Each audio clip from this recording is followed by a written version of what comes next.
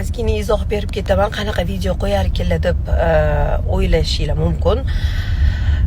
Navoiyda yashaydigan, Navoiyning chekka qishlog'ida yashaydigan bitta qiz 22 yoshigacha 6 ta davlatda grant yutib o'qigan ekanlar-da. Hozir ham Barselonada o'qir ekanlar. Turmushga chiqishga ham ulguribdilar. Men juda ham qoyil qoldim. Men bunaqa insonlarni juda ham hurmat qilaman va hammaga primer bo'lish uchun shu qizni profillarini ko'rib chiqishinglarni men har bitta ota-onaga ham tavsiya qilaman va albatta o'zimga shunaqa xulosa qildimki, yuridikada o'qib, IELTSda 7,5 ball olib va 22 yoshgacha 6 ta davlatda grant yutib, grantda o'qish bu katta natija. O'shaning uchun ko'zinglarni ochinglar yoshlar.